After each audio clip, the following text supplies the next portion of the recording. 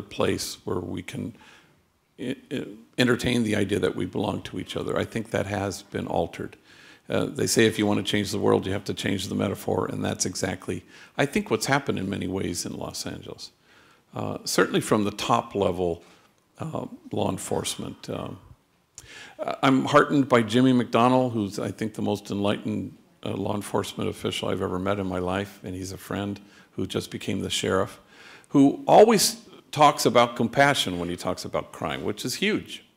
And he always says cops need to know that they're encountering people on the worst day of their lives, which I think is enlightened. I had two homies in my car. I was taking them home, African-American gang member and a Latino gang member, and we got stuck in the traffic downtown because of the protests. And so it gave me an opportunity to ask them, what do you think this is all about? Walk me through it. Give me the timeline. And the African-American kid said, well, you know, Michael Brown, earlier in the day, walked into a store and jacked a whole bunch of cigars or cigarillos or something. I said, okay, stop. Why do you think he did that? Now, a lot of people would answer that question by saying, well, he's a bad guy, he's a belligerent thug. They could answer it in many ways that strike a high moral distance and are the opposite of kinship. But he said very simply, yeah, he was just having a bad day, which I thought was pretty insightful. He said, yeah, he was having a bad case of the fuckets, he says.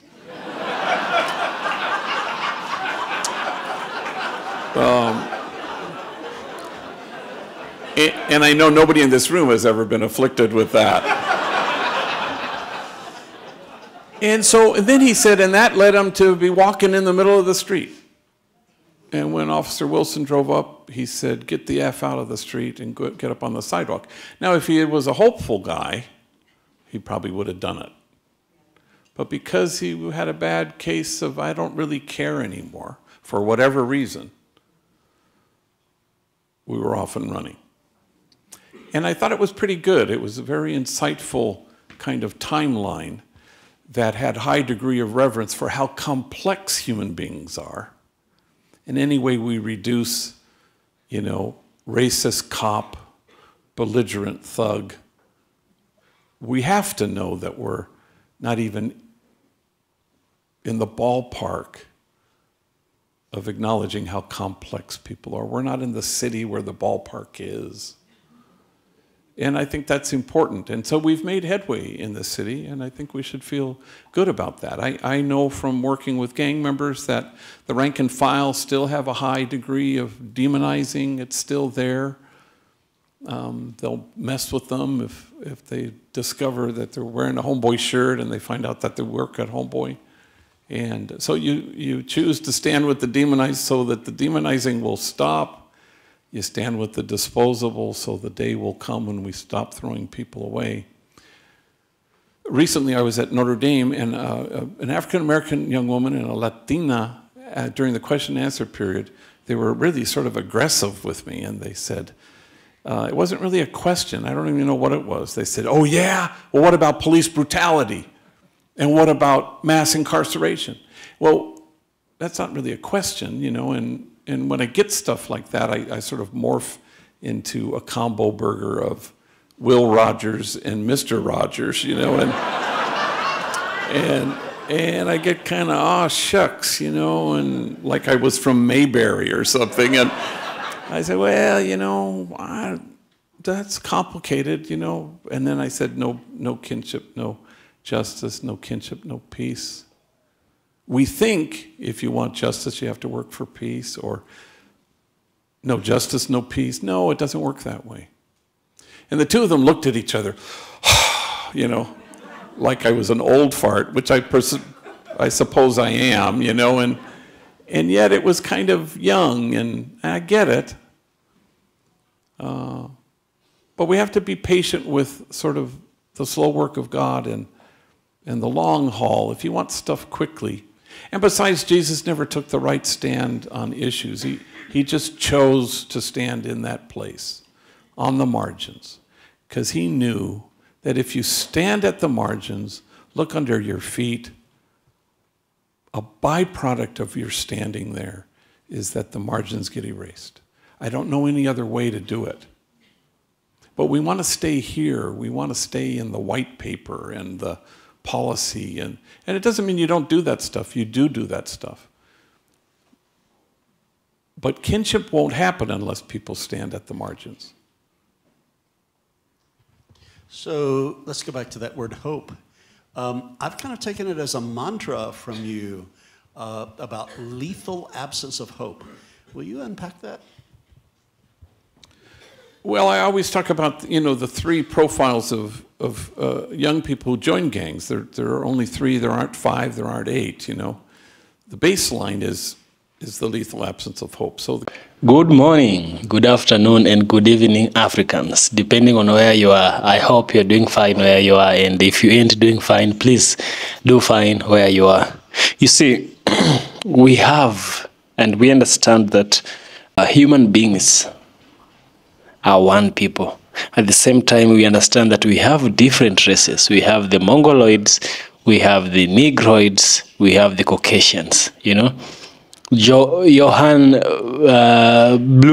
Blumenfag, somebody, Johann, you know, he's the one who came up with this classification of races. So he was basing these on the skull, he was basing these on the hair texture, and he was basing these on the skin color, you understand? Or the complexion. So after understanding that we are all different, and these our differences is what makes us humans, you know, we have unity in diversity in being different. Sometimes differences can bring you together because unlike things always attract, you know, even the law of magnetism, North Pole will always attract South Pole, but North Pole to North Pole will kind of repel one another. Now, once you get this idea, you come to the idea that we can have unity in differences. We can share unity among ourselves by having our differences, you know. So there is a gentleman, a white gentleman, that really takes this approach of unity in differences by exemplifying using historical text and using biblical text, using the character of Jesus Christ by saying that we don't have bad people. All we have is good people. A good person that might have been corrupted. His system files have been corrupted, and what they are doing it out of ignorance, you know. He's saying that we don't have them and us. We only have us. You understand? We don't have them and don't have us. We have only us. Yes? This man is an American. And you know that America is a country which is plagued with racism. America is a country which is, you can't speak America without thinking of racism. And that's why I'm believing that listening to this gentleman will kind of help you, enlighten you, and be informative to you as we listen to him. I shall get back by the end of the video where we shall also have a deep critical analysis. And let's dive in. About what happened when you heard about Michael Brown being killed in August and about the lack of indictment of the man who killed him on Monday night. Well, first of all, it's always a privilege to be here with you. I feel at home here. I wrote Ed the other day when I read about his announcement that he was going to retire, that he was looking for Episcopalian and Anglican folk, and I said, is this ruling out the Jesuits? So apparently yes. Oh gosh, I don't know. You know, I think interesting thing about the grand jury is that they turned to Officer Wilson and they looked to him for the truth, and that he was kind of the sole possessor of the truth. And it's interesting why that happened. It wasn't because he was white. I think it was because he's perceived as the good guy. And equally pervasive is the sense that Michael Brown was the bad guy. And Jesus is pretty clear about this. He seems to say with an abundance of clarity that there are no bad guys. That as he walks quickly through Jericho and he's not staying, he spots Zacchaeus and he says, I'm staying in your house. Now we've domesticated that gospel so much, and we think it's about, personal sin and remorse. But it's really for the audience watching and horrified that Jesus chose to dine with the person who was in fact the poster child of the bad guy. I can remember here in Pasadena, I just spoke at Poly, and I got in my car, and on the radio, NPR was talking about the TSA agent who was tragically killed at LAX. And the reporter was asking a police officer, we understand that police have one bad guy in custody. Do they think there are other bad guys out there?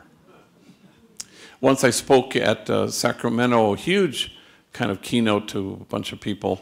A guy came up to me, handed me his card, and he was the lobbyist for the sheriffs in the state of California, and he said, I represent the good guys. And I think that's precisely there are a million issues you can talk about but these are all signs in the division that you find in terms of the great divide between the races, is that we still don't know how to stand against forgetting that we belong to each other. And we think there is such a thing as good guys and bad guys. And there's no Easter Bunny, and Santa doesn't exist. Sorry if you're young in here. And there are no bad guys. And so how do we imagine lives that are not our own? How can we look at Michael Brown and stand in awe at what he's had to carry rather than in judgment at how he carries it? So no kinship, no peace. No kinship, no justice. No matter how singularly focused we find ourselves attentive to those worthy goals, they actually can't happen unless there's an undergirding sense that we believe that we all belong to each other.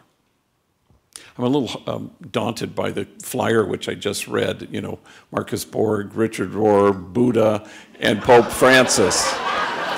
And so I'm out of my element. So I'm going to lead you through it, brother. It'll be fine.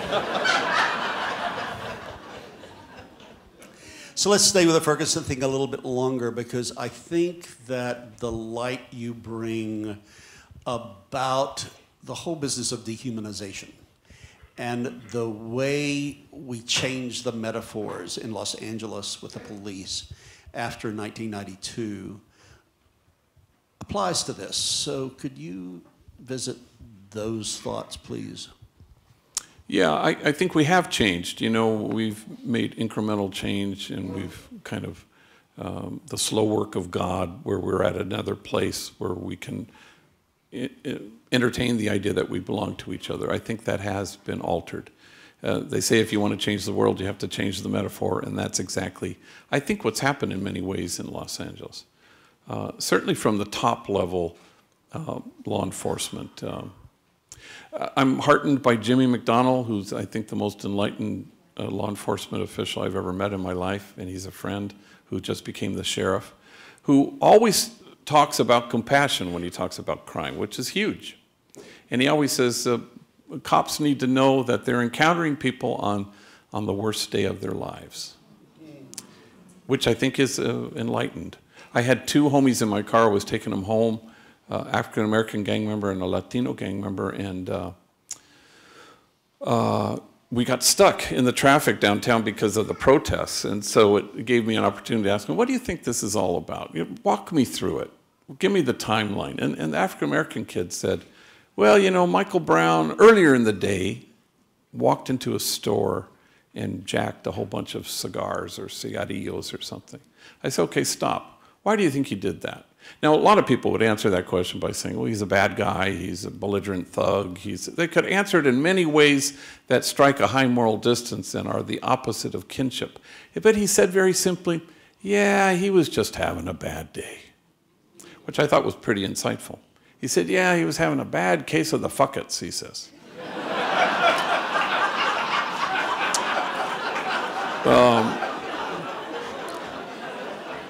And I know nobody in this room has ever been afflicted with that. And then he said, and that led him to be walking in the middle of the street. And when Officer Wilson drove up, he said, get the F out of the street and get up on the sidewalk. Now, if he was a hopeful guy, he probably would have done it. But because he had a bad case of I don't really care anymore, for whatever reason, we were off and running. And I thought it was pretty good. It was a very insightful kind of timeline that had a high degree of reverence for how complex human beings are. In any way we reduce, racist cop, belligerent thug, we have to know that we're not even in the ballpark of acknowledging how complex people are. We're not in the city where the ballpark is. And I think that's important. And so we've made headway in this city, and I think we should feel good about that. I know from working with gang members that the rank and file still have a high degree of demonizing. It's still there. They'll mess with them if they discover that they're wearing a Homeboy shirt and they find out that they work at Homeboy. And so you choose to stand with the demonized so that the demonizing will stop. You stand with the disposable so the day will come when we stop throwing people away. Recently I was at Notre Dame, and an African-American young woman and a Latina, during the question and answer period, they were really sort of aggressive with me, and they said, it wasn't really a question, I don't even know what it was. They said, oh yeah, well what about police brutality? And what about mass incarceration? Well, that's not really a question, and when I get stuff like that, I sort of morph into a combo burger of Will Rogers and Mr. Rogers, and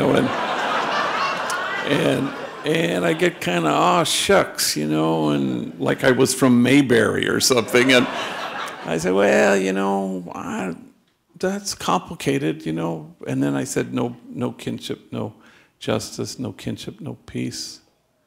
We think if you want justice, you have to work for peace, or no justice, no peace. No, it doesn't work that way. And the two of them looked at each other, like I was an old fart, which I suppose I am, and yet it was kind of young, and I get it. But we have to be patient with sort of the slow work of God and the long haul. If you want stuff quickly. And besides, Jesus never took the right stand on issues. He just chose to stand in that place, on the margins, because he knew that if you stand at the margins, look under your feet, a byproduct of your standing there is that the margins get erased. I don't know any other way to do it. But we want to stay here. We want to stay in the white paper and the policy, and it doesn't mean you don't do that stuff. You do that stuff. But kinship won't happen unless people stand at the margins. So let's go back to that word hope. I've kind of taken it as a mantra from you about lethal absence of hope. Will you unpack that? Well, I always talk about, the three profiles of young people who join gangs. There are only three, there aren't five, there aren't eight, The baseline is the lethal absence of hope. So the kid who can't imagine a future for himself, and consequently his present isn't very compelling. And if that happens, then you don't care whether you inflict harm. You don't care whether you duck to get out of harm's way, and you don't care whether you're walking in the middle of the street when a cop car comes by. The second profile is the kid who's deeply traumatized, hugely damaged, who can't see his way clear to transform his pain, so he just keeps transmitting it. And the third profile is the kid who's mentally ill, because it's on a continuum of severity. It can be more despondent than mentally ill, or more traumatized than despondent. But that's the profile. If we knew that to be true and we were confident in that, we'd infuse hope to kids for whom hope was foreign. And the only delivery system I know of is tenderness in loving, caring adults who show up and pay attention. And if we knew that to be true, we'd help heal the damaged and traumatized, and we'd deliver mental health services in a timely, culturally appropriate way. So this was my week. It began with a guy I knew named Giovanni who beat down a female MTA bus driver. It was on the front page of the Daily News. I've known him for 15 years. He texts me. He says, I effed up. I snapped. So I was going to take him to turn himself in on Saturday, but he ended up getting apprehended Thanksgiving morning. Hugely mentally ill kid, needs meds, bipolar. I've seen him snap multiple times. Wonderful kid. I'd be proud to call him my son, and he's really mentally ill, and I can't imagine how hard that is to carry. On Wednesday morning, a homie named Danny, who works in our office, was shot in the neck, is in critical care. I'm going to go see him right after this. I'm going to presume that the person who did it was at such a level of mental unhealth or huge trauma or just didn't care anymore. Also on Wednesday morning, a kid I knew named Philip, who I've known for 25 years, father of 3. I buried his oldest son last year, was killed by a drunk driver. Philip, 10 years ago, was in a car accident, lost a leg. He and I have been through the wars together. And he jumped from his balcony to his death on Wednesday morning. What people have to carry is huge. I can acknowledge that the folks I work with all have to carry more than I've ever been asked to carry. I stand in awe. I stand in awe.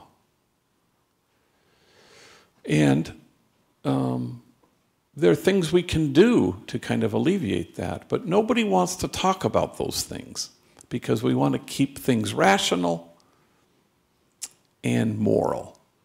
Neither of those things help very much. One last image was Austin, Texas.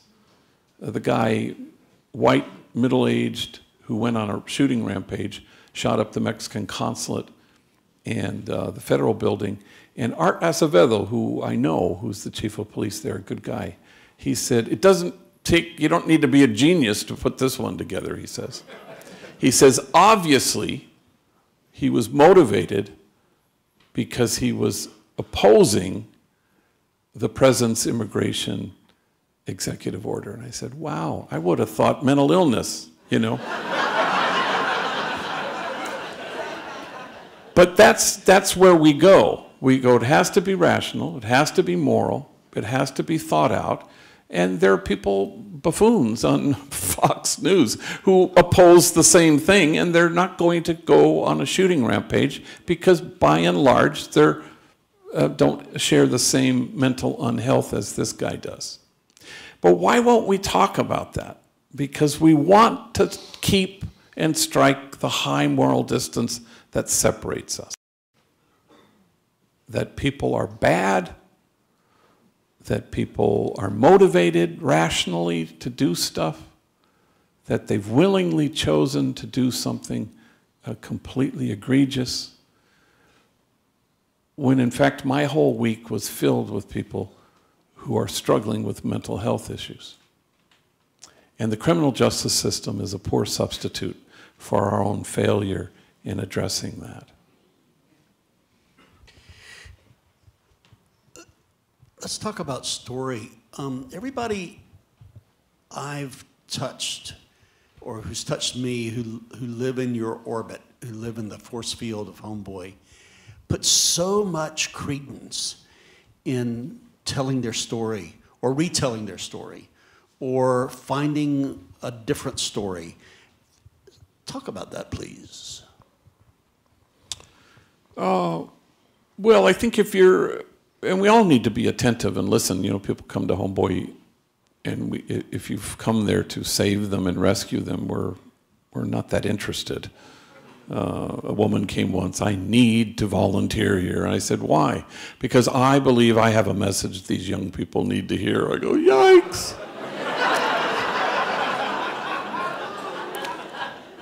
But if you hang out long enough and listen and receive people, I was in Houston recently, and a very earnest hardcore gang intervention worker said to me, how do you reach them? And I said, well, for starters, stop trying to reach them. You know, can you be reached by them is kind of the key, it seems to me. Can you receive who they are? Because they're only going to know they're valuable because you chose to value them. So the other night I was having dinner with a homie named Lewis, who's worked there for 8 years, known him forever, and gang member, heroin addict. I had to let him go once. I said, you know, you're not ready for this program. Now he runs the program. And he's become something of a public speaker, so he's giving me tips on how to give a speech. And he said, you know, you have to pepper your talk with self-defecating humor.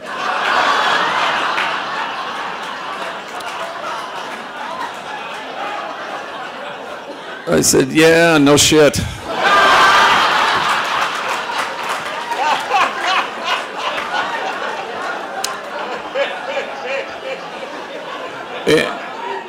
And, you know, gosh, I just wouldn't trade my life for anybody's, you know.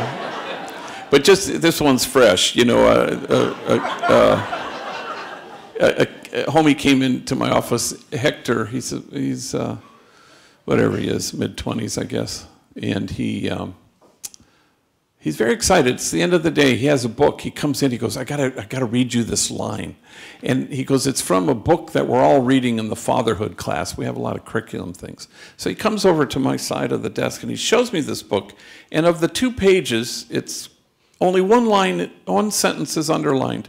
And it says, and he reads it out loud, fatherhood is an adventure. Well, I remember thinking to myself, well, that's kind of an unremarkable sentence, but I'm curious, you know, I'm intrigued why he thinks it's, I go, why did you underline that? So then he comes and sits in front of my desk, his just beaming, smiling. He said, because every night I go home and I open the door and my 4-year-old son rushes me at the door and he wraps his arms around my legs. And he looks at me and he says, do you know what time it is? And I know to say, what time is it? And my son stands back and he says, it's time for an adventure. And he says, he always says the word that way, adventure. And so I got to think up some crazy ass adventure every night when I get home. And he's just beaming. And of course, I figure I'll go out on a limb here. I go, did you ever know your dad? He goes, nope. I said, you go home right now. Think up some crazy ass adventure for your kid, you know. And the degree of difficulty there is for folks like that to navigate their lives is so huge.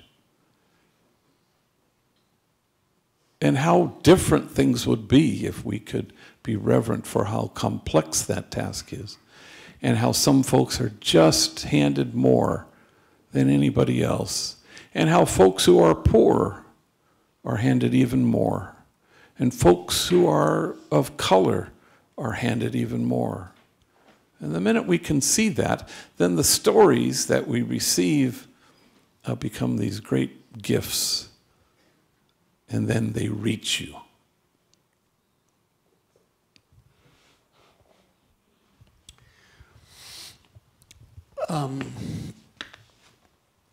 So one way of talking about your personal theology, philosophy of life, is our kinship.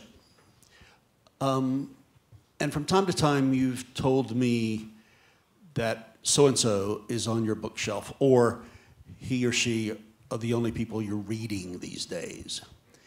And we've been talking a lot this fall about the responsibility we're feeling, I certainly am feeling, as a quote-unquote Christian priest, to rework the story so that it's life-giving, the Christian story. A new narrative, a new song. And you and I are reading a lot of the same people. Could you talk about our responsibility to do that? Maybe a couple of things about who you're reading. Sprinkle in Pope Francis and Buddha, and then we'll open it up for questions.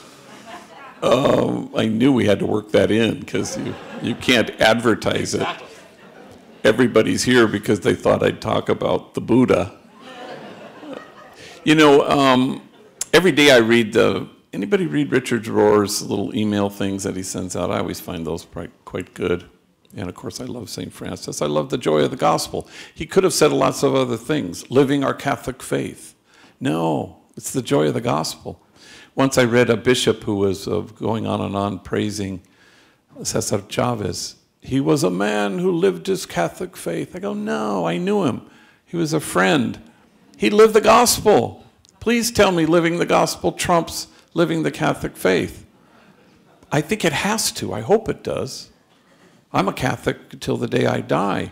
But living the gospel is what we're invited to, and we're supposed to be anchored in the joy of it. That's the hope. The spirituality at Homeboy Industries is kind of a combo burger of Ignatian spirituality with Jean Vanier and the L'Arche community stuff, with a side order of the Belgian Jesuit worker priests who just wanted to work alongside people and valued friendship with the poor. You know, I read a lot of Pema Chodron, who I love. One day, this was surreal, I was sitting in my office. I've read everything of hers. If I were to be gaga about a celebrity, it would be her.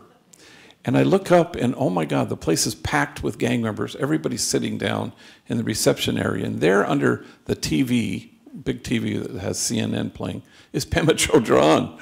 And there she is in her robes and her shaved head. And what in the hell? I couldn't even believe it. I said, called one of the homies, tell her to come in here. And she was, I just wanted to visit you. She had read my book. It was so sweet.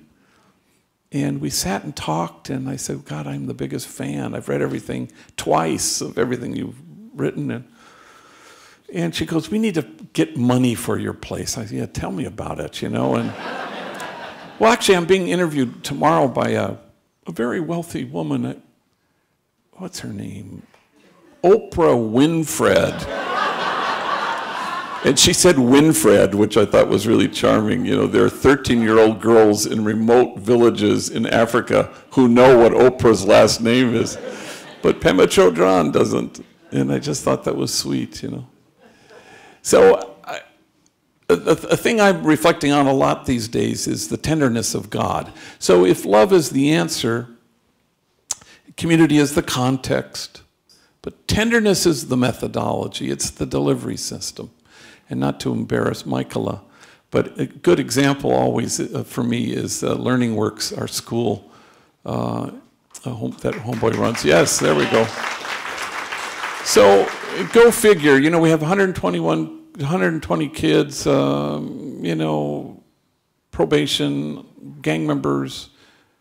I always say they're not difficult kids to educate. They're impossible kids to educate. And they've had no success whatsoever, but they show up every day, and 35 graduate each year, and the reason is simple: tenderness. And I think that's the motto, I think, at Homeboy. Tenderness is the most foreign thing there is, and the most reflective of the kind of God we have, the God who's too busy loving us to get around to disappointment. I try not to do disappointment because I know that God doesn't. And then you can say things like, well, surely God is disappointed at the fact that we could solve hunger and we don't. Or God has to be dismayed at the fact that this country, we have so many guns and folks willing to use them. Or God has to be enormously annoyed at the Roman Catholic Church for the ways that it excludes women and gay folks. And I don't believe that that's true.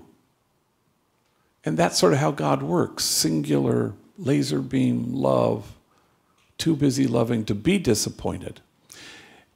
And the truth of that love and that tenderness is that God isn't wagging God's finger at us, but that love is helping us put our finger on it.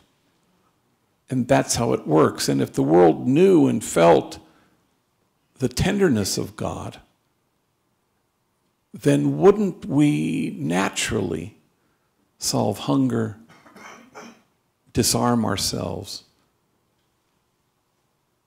and include people? I think that's the way it works. Otherwise, you've got this God who's shaking his head and, rolling his eyes. And what we have really is a God who loves us and invites us to be tender with each other. So you ask me a question and I don't answer it, but I'll say something.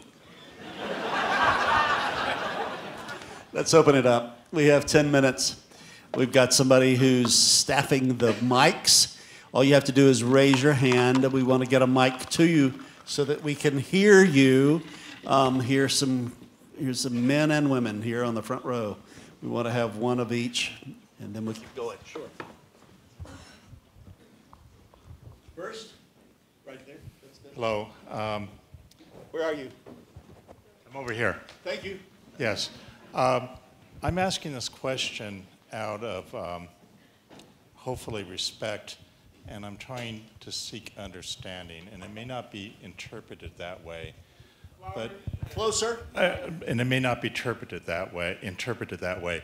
You speak so compellingly of tenderness, empathy, community, and the need for understanding.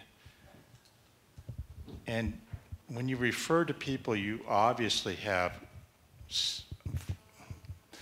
enormous disagreements with as buffoons, I don't understand. Can you help me out? No, as soon as it leapt, as that frog leapt out of my mouth, so I apologize for that. I think it's not very helpful. Welcome to the human race. Yeah. Next question. Yeah, John? Thank you for being here, by the way. I have a kind of a perverse way of looking at things sometimes. So when I was coming down here to listen to you, and I know of all your work with the gangs, I was thinking, is there some way we can deal with the institutionalized gangs we call police? Maybe there's an organization we could set up. I don't know. I mean, it's just like, is it useful to consider that maybe, gangs being a response to environment, maybe police being a kind of a gang in response to an environment? I'm going to take them real quickly. Yeah, I think part of the thing is that if you despise the mess and the brokenness in your own wounds, chances are you're going to hate them in that other guy. And so I think part of the thing at Homeboy Industries, of the 80 senior staff we have there, is that they stand with folks in their brokenness, and that stance does not reveal to them their own superiority over these folks, but rather it reveals their own brokenness. And